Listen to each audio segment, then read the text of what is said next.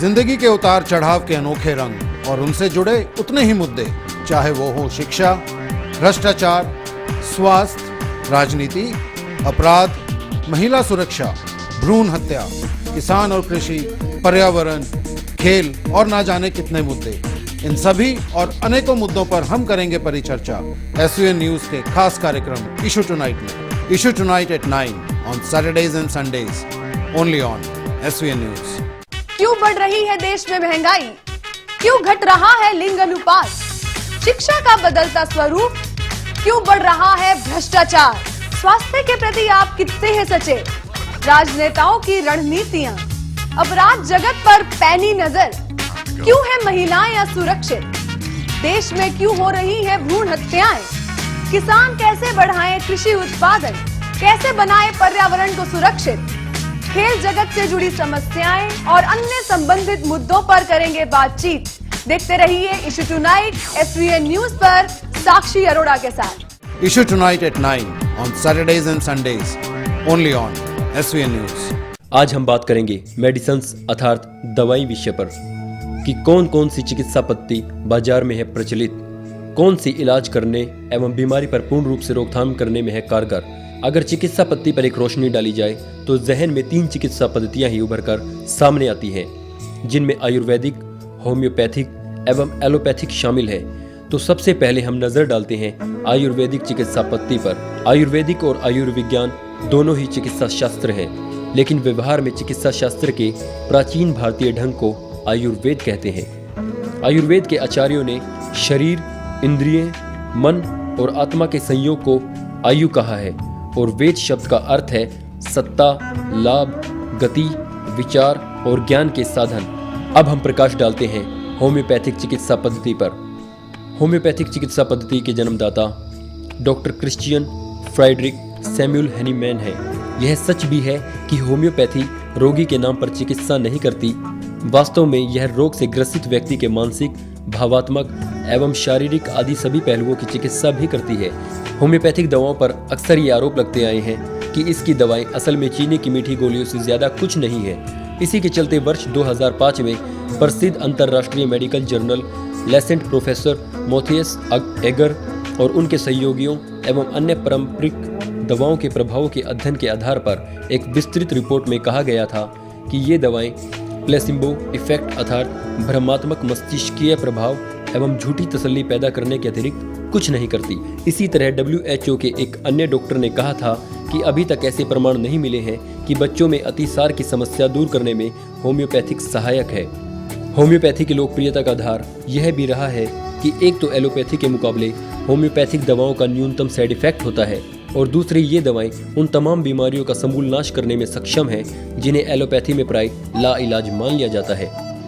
पश्चिमी मुल्कों में भी एलोपैथिक इलाज और सर्जरी से उबे हुए लोग होम्योपैथिक या आयुर्वेदिक जैसे वैकल्पिक चिकित्सा की शरण में आते रहे हैं। अकेले ब्रिटेन में ही होम्योपैथिक चिकित्सा का सालाना कारोबार 4 करोड़ पाउंड का है। अब हम एक नज़र डालते हैं एलोपैथिक चिकित्सा पद्धति पर। आधुनिक चिकित्सा विज्ञान को एलोपैथी या एलोपैथिक चिकित्सा पद्धति कहते हैं। यह नाम होम्योपैथी के जन्मदाता सैमुअल हैनीमैन ने दिया था। आधुनिक युग में एलोपैथिक चिकित्सा प्रणाली अन्य चिकित्सा प्रणालियों की अपेक्षा प्रचलित प्रणाली है, क्योंकि यह संपूर्ण विश्व में प्रचलित है, जबकि अन्य चिकित्सा प्रणालियां अपने देश की सीमाओं और फिर निकटवर्ती देशों तक ही सीमित है। औद्योगिकीकरण की शुरुआत के साथ ही एलोपैथी चिकित्सा पद्धति दुनिया भर में अपने पांव पसारने लगी। एलोपैथ दवाओं का एक बड़ा व्यापार है और व्यापारिक स्वार्थ एलोपैथ दवाओं को और अधिक घातक बना देता है। एलोपैथिक दवा निर्माता हानिकारक दवाओं के घातक प्रभावों के आरोपों के चलते कई बिलियन डॉलर जुर्माना अदा कर चुके हैं। विश्व प्रसिद्ध स्वास्थ्य साइट mercola.com के अनुसार अमेरिका में 2,25,000 लोग हर साल एलोपैथिक चिकित्सा के कारण मर जाते हैं। इसी का ताज़ा और बड़ा उदाहरण है पोप की दुनिया के सरताज माइकल जैक्सन की गत दिनों हुई असमय मौत, जिसकी बड़ी वजह पेन किलर्स विद नाइकोटिक्स लेना था। तो ये थी चिकित्सा पद्धतियाँ। कार्यक्रम इशू टुनाइट के अंतर्गत इसी विषय पर अपने खास मेहमानों के साथ करेंगे विशेष चर्चा। नमस्कार, मैं हूं साक्षी और आप देख रहे हैं इशू टुनाइट। साइंस और टेक्नोलॉजी ने बहुत ज्यादा तरक्की कर ली है, जिसके कारण साधारण मनुष्य को फायदे भी बहुत हुए हैं, जिसके कारण डेथ रेट डिक्रीज हुआ है और लाइफ एक्सपेक्टेंसी बढ़ी है। और जिसके कारण नई नई पद्धतियां भी सामने आई हैं। ट्रीटमेंट की यानी इलाज की 3 पद्धतियां बहुत फेमस हैं, आयुर्वेदिक, होम्योपैथिक एंड एलोपैथिक। तो आज हमारी चर्चा का विषय भी यही है कि कौन सी पद्धति कितनी है श्रेष्ठ और किसमें क्या क्या है कमी। और चर्चा में हमारा साथ देने के लिए स्टूडियो में मौजूद हैं doctor Vikas Siwach, MBBS and MS from PGI Chandigarh. दूसरी ओर हैं doctor Naresh Kumar Bhargava, MD Ayurveda, specialisation in the field of herbal medicine. और साथ में हैं डॉक्टर तकदीर, RNP होम्योपैथिक मेडिसिन सिस्टम। नमस्कार, आप तीनों का स्वागत करती हूँ स्टूडियो में। नमस्कार जी, जैसे विषय मैं ऑलरेडी बता चुकी हूँ कि हम आज डिस्कशन करने वाले हैं कि कितनी तरह की पद्धतियां हैं और 3 तरह की पद्धतियां हमारे पास आती हैं और तीनों के एक्सपर्ट्स भी बाय चांस हमारे साथ स्टूडियो में हैं। तो मैं सबसे पहले सर आपसे शुरुआत करती हूँ कि जब भी हम होम्योपैथिक की बात करते हैं तो कैसे हम इलाज कैसे करते हैं आप लोग होम्योपैथिक में? होम्योपैथिक का सिस्टम ये है, पेशेंट के, मरीज के सिम्टम और मेडिसिन के सिम्टम दोनों मिलाने पड़ते हैं, मैच करेंगे। अगर मैच होगा तो जो है डिजीज जो है ठीक हो जाएगी जी। लेकिन जो है ना, इसमें एक बात होती है, मेडिसिन के वो डिजीज के ऊपर कोई वो नहीं है, सिम्टम डिजीज के ऊपर कोई सिम्टम्स नहीं। वो जो आदमी है उसकी जो है नेचर कैसी है, क्या खाता पीता है, वो सिम्टम मिलाने पड़ते हैं। वो सिम्टम और मेडिसिन के सिम्टम दोनों इक्वल होने चाहिए। जी, मैं ये बात बाद में करूंगी कि ये चीज कितनी ठीक है। मैं सबसे पहले आपसे जानना चाहती हूँ कि आयुर्वेद में किस तरह से किया जाता है इलाज? देखिए, आयुर्वेद की सबसे पहले मैं परिभाषा पे ही बात करता हूँ कि जो स्वस्थ व्यक्ति है उसके स्वास्थ्य को बनाए रखना जी, और अगर रोगी है तो उसका इलाज करना। इसीलिए उसको डिफाइन किया गया है, स्वस्थस्य स्वास्थ्य रक्षणम आतुरस्य विकारम प्रशमनम च। जी, कोई भी जो थेरेपी की कोई भी पद्धति है वो ऐसी नहीं है कि जो कि स्वास्थ्य के संरक्षण के ऊपर जोर देती हो जी। अगर कोई व्यक्ति बीमार हो जाता है तो उसके इलाज की आवश्यकता है। पर अगर हम कुछ इस तरह के मेथड्स अपनाएं, अपनी लाइफस्टाइल को ऐसा बनाएं कि हम बीमार ही ना हो, तो वो पद्धति एक आयुर्वेद को ही मैं मानता हूँ कि जो कि एक अच्छी लाइफस्टाइल को आपको प्रदान करता है। अगर आप फिट रहना चाहते हैं तो यू शुड ऑप्ट आयुर्वेद। लेकिन मैं ये जानना चाहती हूँ कि कोई रोगी है तो क्या उसके सिम्टम्स सुनकर ही होता है? बिल्कुल, उसके अलग जो मेथड्स बता रखे हैं कि कैसे पेशेंट को एग्जामिन करना है, फिर रोग विनिश्चय that is diagnosis of the disease, और उसके बाद में आयुर्वेदिक मेडिसिन उसको these are the stages of our treatment. बिल्कुल बिल्कुल। Thank you. अगर हम एलोपैथी की बात करें, एलोपैथी आयुर्वेदा और होम्योपैथी के कंपैरिजन में एक नई पद्धति है। पिछले लगभग 100-150 साल से इसका प्रचलन हुआ है, और लेकिन ये एक साइंटिफिक पद्धति है। इसके ऊपर रिसर्च बहुत हुई है।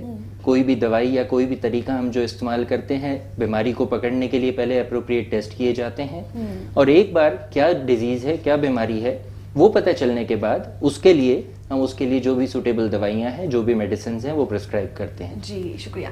देखिए, हम तीनों के बारे में जान चुके हैं कि होम्योपैथी में किस तरह से बीमारी का पता लगाया जाता है, क्योंकि ये सबसे पहला ही प्रश्न, पहली ही चीज है ना कि अगर आपके पास रोगी आ रहा है तो सबसे पहले आप ये देखना चाहेंगे कि किस तरह से उसका रोग क्या है। सर, आपके पास फिर से आती हूँ। आपको नहीं लगता कि अगर इन 2 पद्धतियों की हम बात करते हैं और होम्योपैथी के साथ में अगर उसकी तुलना करते हैं तो थोड़ा सा बकबका सा नहीं लगता सुनने में? नहीं, बकबका कोई नहीं है। नहीं है क्या? नहीं। ये सिर्फ प्रिडिक्शन नहीं है कि बाय चांस अगर हमें उसका नेचर लग रहा है, हमने सोच लिया उसको ये बीमारी है, डॉक्टर्स ने सोच लिया, होम्योपैथिक जो डॉक्टर्स है, एक्सपर्ट्स हैं, उन्होंने सोच लिया उसको ये बीमारी है और कुछ और हुआ तो नहीं, वो तो एक्सपर्ट होना चाहिए ना। एक्सपर्ट होना चाहिए। हाँ, एक्सपर्ट हमेशा पता लगा लेते हैं। हाँ, ये इनके होम्योपैथिक के सिम्टम जो है वो माइंड के ऊपर चलते हैं, भाई आदमी के दिमाग में क्या है, मरीज के दिमाग में क्या कहेंगे कि अस्थमा का अगर एक रोगी है और अगर हमने अपना जो रिसर्च निकाला है उसके मुताबिक अस्थमा में जो 5 रोगी हैं, 5 अलग अलग स्टेजेस हैं, सबके लिए एक ही इलाज है होम्योपैथी? नहीं, सबका नेचर अलग अलग है तो मेडिसिन भी अलग अलग है। मेडिसिन अलग है। हाँ। अगर हमारे पास एक ही रोग है, अस्थमा का रोगी है, एलोपैथी में अगर वही रोगी आएगा, सिमिलर स्टेज पे आएगा, सिमिलर उसको मिलेगा ना ट्रीटमेंट? बिल्कुल जी। जी, आपके पास वही रोगी, 3 रोगी आते हैं आपके पास, एक ही स्टेज है अस्थमा की या किसी भी डिजीज की, तीनों को अलग अलग ट्रीटमेंट मिलेगा? उनकी नेचर के ऊपर मेडिसिन होगी ना, उसके नेचर पर medicine. What about the Ayurveda? Ayurveda में जैसा डॉक्टर विकास ने कहा, बिल्कुल ठीक कह रहे हैं कि साइंटिफिक पद्धति है, बहुत ज़्यादा रिसर्च हुई है। अपना जो इंडियन सिस्टम है उसमें इस तरह का है कि प्रॉपर यूटिलाइजेशन ऑफ फंड्स नहीं होता। तो लेकिन जो वर्तमान सिनेरियो है उसमें बहुत ज़्यादा रिसर्च हो रही है आयुर्वेद के अंदर भी। नेशनल इंस्टीट्यूट 3 है इंडिया के अंदर, बनारस में, जामनगर में, जयपुर में, और बाकायदा कोई भी ड्रग ट्रायल के बिना यूज नहीं की जाती। ट्रायल के बिना यूज नहीं बिल्कुल होता। बिल्कुल जी। तो एक बात बताइए, क्या आपकी जो पद्धति है, आपका जो थेरेपी है, उसमें टेस्ट वगैरह की कोई जगह नहीं होती क्या? नहीं, बिल्कुल है। टेस्ट आजकल इंटीग्रेटेड सिलेबस, वो तो एलोपैथी का पार्ट हुआ। मैं बताता हूँ कि जो आजकल जो हेल्थ मिनिस्ट्री कहती है या डिपार्टमेंट ऑफ आयुष कहता है, देखिए आज जो डिबेट का विषय हमारा है ये किसी भी पद्धति की सुपरमेसी एस्टेब्लिश करने के लिए नहीं है। एग्जैक्टली। बेसिकली आप देखिएगा India is a developing nation. बहुत सारे लोग अभी भी ट्राइबल एरिया में है जो कि हॉस्पिटल्स तक अप्रोच नहीं है, पुअर लोग हैं जो कि आप देखिए ये सच्चाई हमें माननी पड़ेगी। गवर्नमेंट हॉस्पिटल में किस तरह की ना फैसिलिटीज अवेलेबल है, प्राइवेट प्रैक्टिशनर्स के पास क्यों जाते हैं। आज रोहतक जैसे टाउन के अंदर सिविल हॉस्पिटल है, मेडिकल कॉलेज है, PGIMS, even then private practitioner जो है फ्लरिश कर रहे हैं। रीजन की वहां पर अच्छी सुविधाएं उपलब्ध नहीं है। ऐसे जो रूरल एरियाज में है आज भी वहां पर जो ना गवर्नमेंट का इंफ्रास्ट्रक्चर है वो डेवलप नहीं है। बहुत सारे लोग ऑप्ट करते हैं होममेड रेमेडीज। तो उसके लिए तो आयुर्वेद से अच्छा कोई सिस्टम हो नहीं सकता। मेरा सवाल, माफ कीजिए, कुछ और था। मेरा सवाल ये था कि आपने एलोपैथी के जो टेस्ट वगैरह हैं वो बोला ना उन्होंने कि वो उसके तो लिए जो इंटीग्रेटेड जो कुरिकुलम डिजाइन किया गया है उसमें बिल्कुल वो मेडिकल साइंस का वो पार्ट है जिसमें आप मेडिसिन नहीं दे रहे हैं कुछ भी, लेकिन डायग्नोसिस में वही हेल्प, आयुर्वेद वाले भी वही हेल्प लेते हैं। तो बिल्कुल वो हमारे को अलाउड है गवर्नमेंट की ओर से, और बाकायदा बच्चों को पढ़ाया भी जाता है, सिलेबस में वो इंक्लूडेड है। वो सब इंक्लूडेड है। सर आप बताइए कि अगर मैंने अभी होम्योपैथी की बात की थी कि वही मैंने बोला कि अलग अलग रोगी हैं, अलग अलग स्टेज है, और लेकिन स्टेज एक ही है, अलग अलग रोगी हैं और सिमिलर डिजीज है। तो आपकी एलोपैथी में सिमिलर उसका होता है, लेकिन होम्योपैथी में अलग होता है, और आयुर्वेद का भी अपना ही अलग वो सिस्टम रहता है। हर किसी की पद्धति है तो हर किसी का अपना इलाज है। तो आपको सुनने में क्या लगता है? देखिए, जैसा डॉक्टर भार्गव ने कहा, मैं उस चीज से सहमत हूँ कि हम ये नहीं कहेंगे कि एक सिस्टम है आयुर्वेदा, इतने सालों से चले जा रहा है, सदियों से चला आ रहा है, कि उसमें कोई भी अच्छी चीज नहीं है। लेकिन हमारा जो एलोपैथिक सिस्टम की पढ़ाई है वो एक, जैसे मैथ्स में होता है 2 + 2 है तो 4 ही होगा। इतना हम इसमें एक्यूरेट तो नहीं कह सकते क्योंकि ह्यूमन नेचर और मैथ्स में फर्क है। तो जहाँ पे पेशेंट के डिजीज सिम्टम्स उसकी बात आती है, अगर हम ठीक से उसको एनालाइज करें तो मोस्टली डॉक्टर्स जिनकी भी ठीक से वो होगी ट्रेनिंग, वो एक सेम नतीजे पे पहुंचेंगे कि इस रोगी को या इस मरीज को ये बीमारी है। उसके लिए प्रिस्क्राइब्ड एक से ज्यादा मेडिसिन होती हैं, जो किसी पेशेंट को कुछ सूट करता है, किसी को कुछ करता है। यहाँ पे जो इंडिविजुअल डॉक्टर है, जो डॉक्टर है, उसका एक्सपीरियंस काम आता है कि इस मरीज को उसके साथ में और कोई भी बीमारियां हैं तो कौन सी दवाई देनी चाहिए जो इसके लिए सबसे सूटेबल होंगी, जिसके इस पे सबसे कम साइड इफेक्ट्स होंगे। तो आपको ये सुनने में थोड़ा अलग नहीं लगता कि सिर्फ और सिर्फ मनुष्य की हम जो नेचर है उसको देखकर भी हम दवाइयां दे रहे हैं? बीइंग डॉक्टर, जहाँ पे होम्योपैथिक की बात करी जाए, मेरा पर्सनल होम्योपैथिक में कोई एक्सपीरियंस नहीं है, लेकिन यूके के अंदर पिछले साल एक मेटा एनालिसिस हुआ था। मेटा एनालिसिस का मतलब है कि जो बहुत सी रिपोर्ट्स पब्लिश हुई थी होम्योपैथी के बारे में, उनका उन्होंने विश्लेषण किया था, और उसके अकॉर्डिंगली वहाँ का ये कंक्लूजन था कि होम्योपैथी और प्लेसिबो में कोई फर्क नहीं। प्लेसिबो हम कहते हैं कि किसी को भी हम यूं कहें कि दवाई की जगह आपको पाउडर दे दिया, मीठी गोली दे दिया, ये उसमें पंक्तियां थी सिर्फ। जी, तो ये उस रिपोर्ट का एनालिसिस था। बाकी मेरा पर्सनल होम्योपैथिक में एक्सपीरियंस नहीं है, मैं एलोपैथिक के अंदर आपके पास फिर से आती हूँ। क्या मीठी गोलियों का राज है, बताइए। नहीं, होम्योपैथिक का सिस्टम जो है जैसे एलोपैथिक का है, अगर गर्मी लग गई तो ठंडी दवाई देंगे। आयुर्वेदिक में भी ऐसा ही है, गर्मी लग गई ठंडी दवाई देंगे। होम्योपैथिक का सिस्टम ये है कि अगर ठंड लगी है तो ठंडी दवाई देंगे। जिस चीज से बीमार हुआ है उसी टाइप की कोई दूसरी जो है चीज वो हम थोड़ी मात्रा में देंगे, सूक्ष्म मात्रा में देंगे।